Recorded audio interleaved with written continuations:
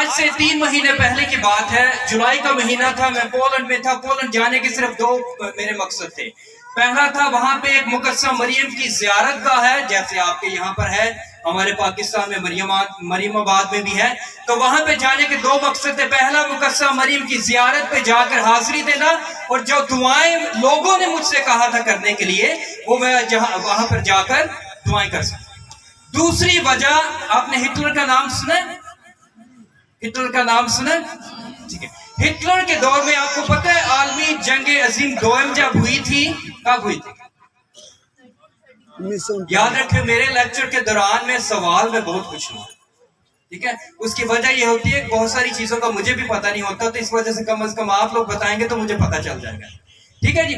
دوسری جنگ عظیم کے دوران میں، جو 1939 سے 45 تک ہوئی، 6 سال کے دوران میں، اس دوران میں ہٹلر نے تقریباً کہا جاتا ہے، ہٹلر کے علاوہ بھی اس تمام جنگ عظیم کے دوران میں کم از کم 7 سے 8 کروڑ لوگ جو تھے وہ مارے گئے تھے۔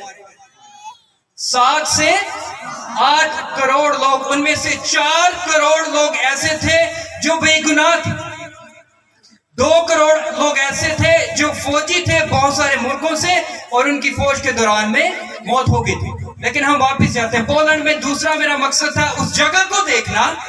آپ نے سنا ہوگا کہ ہٹلر نے کتنے یہودیوں کو قتل کروایا؟ 60 سسٹر جی، تاکہ اسکول کے بچے نہیں بولتے ہیں، بولیں کدھر ہیں سسٹر جی کے اسکول کے بچے؟ کدھر ہیں؟ اور ڈانٹتے مارے پاس ہاتھ ہی نہ کھڑا کرنا ہو۔ چلیں ٹھیک ہے، آپ اچھا سنا ہوگا 60 لاکھ یہودیوں کو کس نے قتل کروایا؟ ان 60 لاکھ لوگوں کو قتل کروانے والا ہٹلر تھا۔ اب اندازہ کریں، میری خواہش اتنی عجیب تھی کہ مجھے جا کے وہ جگہ دیکھنی تھی جہاں پر ان لوگوں کو قید میں رکھا گیا تھا، یہودیوں کو۔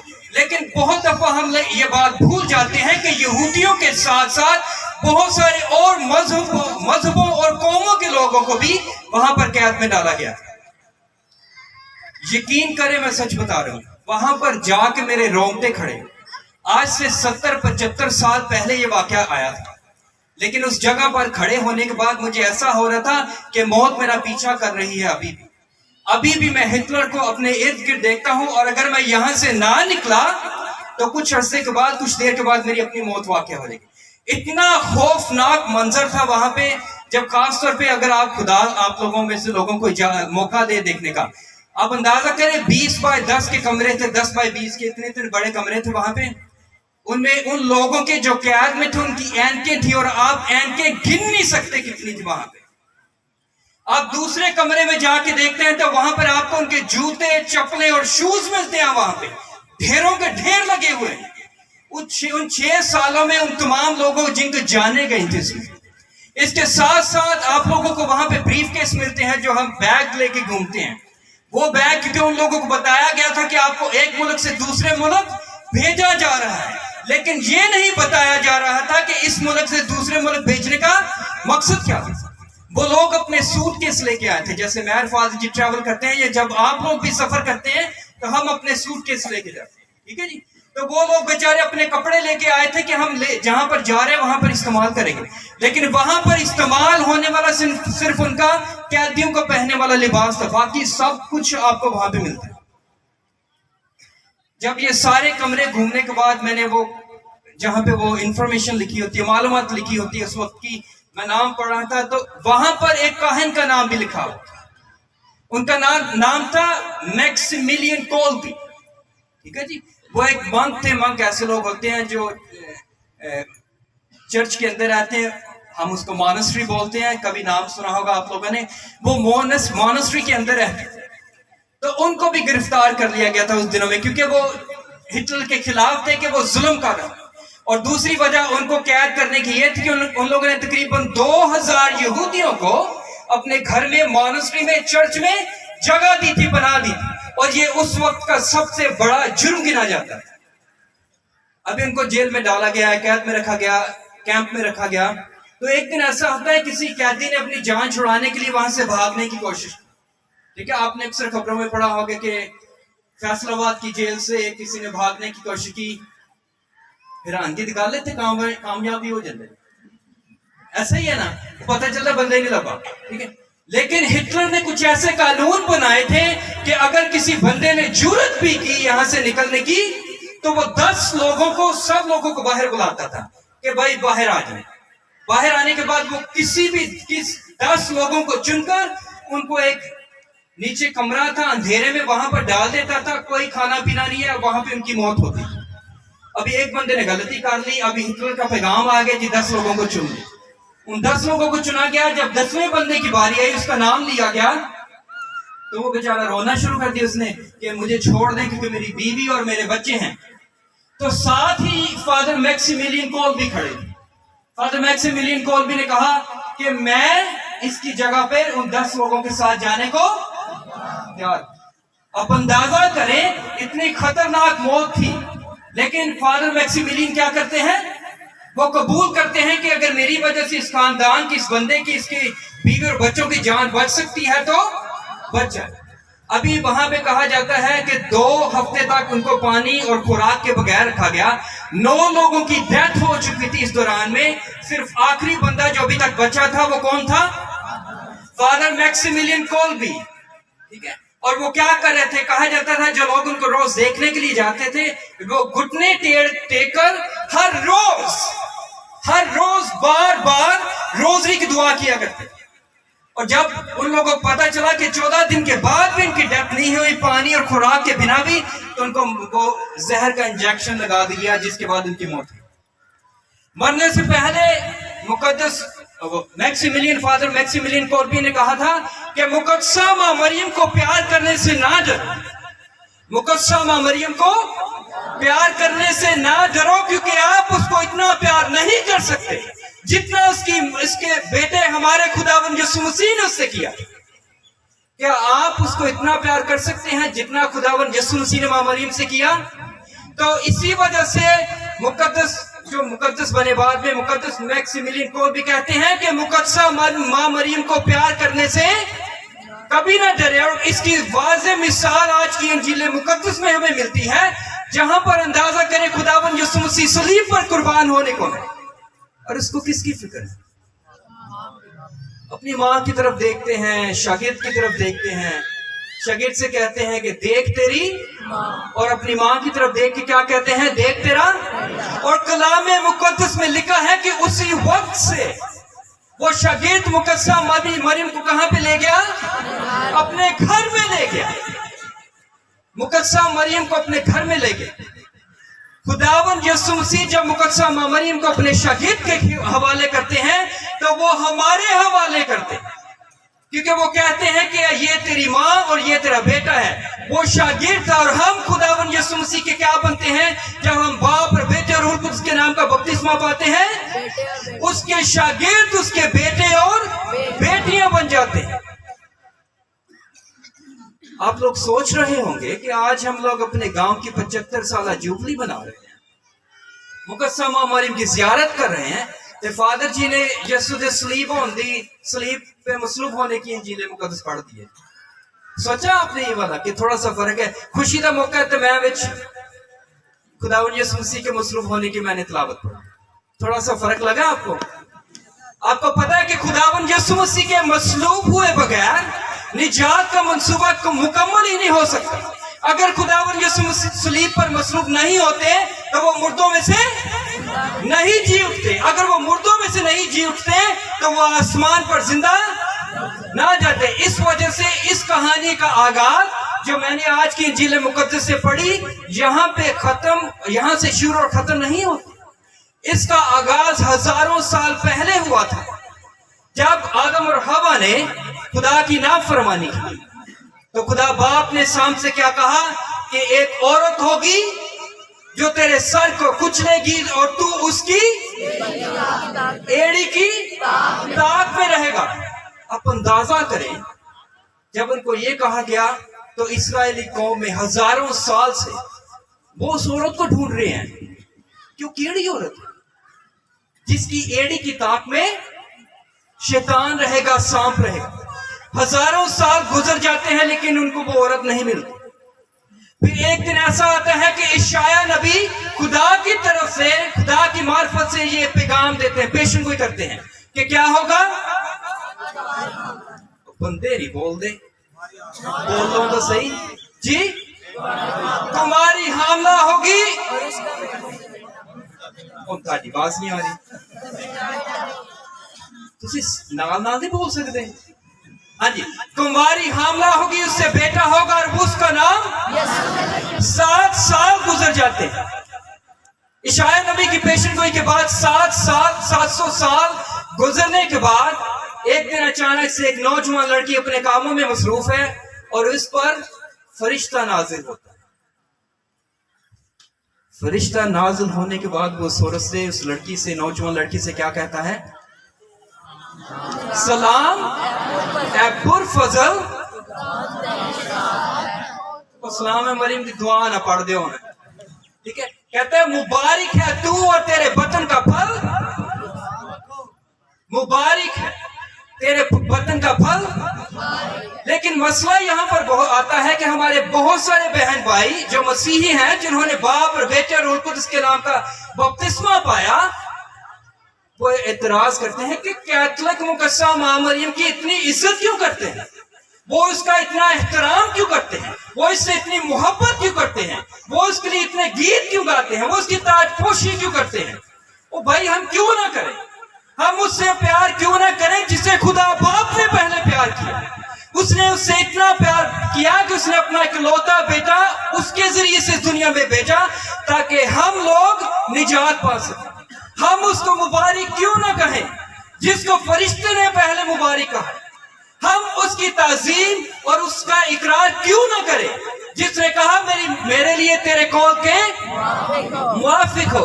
हम उसको अपने ईमान की गवाही क्यों ना समझे मेरे बहनों और भाइयों, जिसने कहा कि मेरे लिए तेरे कौल के मुआफिक हो। बोलो मुकद्दसा मरियम के नाम की, बोलो मुकद्दसा मरियम के नाम की, बोलो मुकद्दसा मरियम के नाम की। तजस्सुस तोड़ देता, सही किया। वो कहते हैं ठीक है। अभी सवाल ये पैदा है कि हम खुदा की मां से प्यार को क्यों ना करें। याद है मुकद्दस मैक्सिमिलियन कोलबी ने क्या कहा था? मुकद्दसा मां मरियम को प्यार करने से ना डरें, क्योंकि आप मुकद्दसा मां मरियम से उतना प्यार नहीं कर सकते जितना प्यार खुदावंद यीशु मसीह उसके बेटे ने उससे किया। ये मुकद्दसा मां मरियम का प्यार है हमारे लिए। ये देखिए, वो एक बार नहीं, 2 बार नहीं, बल्कि बार बार आसमान को छोड़कर इस जमीन पर आती। कभी वो फातिमा के मुकाम पर, तो कभी लुर्दस के मुकाम पर, कभी वो ग्वादालुपे के मुकाम पर। मुझे नहीं लगता आपने कभी ग्वादालुपे का नाम सुना है, आज सुन लो। लेकिन खुदा ने मुझे इतनी तौफीक दी है कि मैंने ये सारी जगह देखी हुई, और मकसद ये था कि जहां पर भी मैं जाता हूं मुकद्दसा मरियम से अपने प्यार का इजहार कर सकूं। मैं मुकद्दसा मरियम से अपने प्यार का इजहार कर सकूं। मुकद्दसा मरियम जो बार बार हमारे लिए यहाँ पर आती है, मैं मुकद्दसा मां मरियम के लिए मुल्कों घूमता ताकि उसके प्यार के बदले में उससे प्यार कर सकूं। आज से तकरीबन 5 साल पहले की बात है। आज से 5 साल पहले की बात है। हम 6 लोग थे। हमने फैसला किया था कि हम 50 मील जो है तकरीबन 75 किलोमीटर का सफर बनता है। मैंने सुना था यहाँ से कोई पट्टी वाला से लोग आए हैं पैदल, ऐसे इधर ही हैं जी, कि चले गए हैं? इधर ही हैं, चले। कितने किलोमीटर का फासला है? 5-6 किलोमीटर है। चलो वे तो थोड़ा ही। अच्छा नहीं अच्छा, आज से तकरीबन 5 साल पहले की बात है। 2019 में दूसरा महीना था। यहाँ पर सर्दी होती है, लेकिन वहां पे जहाँ पे मैं रहता हूँ अमेरिका में, वहां पे मौसम जो है दिन में थोड़ा गर्म होता है, सुबह और शाम में सर्दी हो जाती है। हम 6 लोगों का ग्रुप था। हम लोगों ने फैसला किया हम 75 किलोमीटर का फासला पैदल करेंगे। 75 किलोमीटर का फासला 2.5 दिनों, ठीक है। अभी हमें बताया गया था, जो हमारा लीडर था, कि आपके जहन में, आपके दिल में कोई ना कोई एक दुआ होनी चाहिए जो आप मुकद्दसा मां मरियम के लिए पेश करना चाहते हैं, कि मुकद्दसा मां मरियम आपकी इस दुआ को अपने बेटे के हुजूर में पेश करें। मनोन समझ नहीं आ रही कि मैंने कौन सी दुआ करनी। وہاں پہ جانے کے بعد ہم لوگ آپس میں مل رہے تھے، سارے لوگ نئے تھے، میں صرف ایک بندے کو جانتا تھا جو لیڈر تھا. تو وہاں پر ہم بیٹھے ہوئے تھے، وہاں ہمارے درمیان میں ایک شادی شدہ جوڑا تھا، کئی سال ہو گئے تھے ان کو. تو میں نے ان سے پوچھا کہ آپ کیا دعا آپ لوگوں نے کرنی ہے؟ وہ کہہ رہے تھے جی ہمارے اولاد نہیں ہے. کل گواہیاں سن رہے تھے، کل کی بات ہے فادر جی، گواہیاں ہو رہی سر، کل ہم نے ایسی گواہی کل بھی سنی ہے. ٹھیک ہے، تو مجھے یہ یاد دلا رہا تھا کہ صرف پاکستان چینج کام نہیں ہوتی. ٹھیک ہے، گواہیاں صرف پاکستان میں نہیں ہوتی، پوری دنیا میں لوگ جو ہیں وہ مقدسہ مریم پر ایمان رکھتے ہیں اور اس سے سفارشیں طلب کرتے ہیں.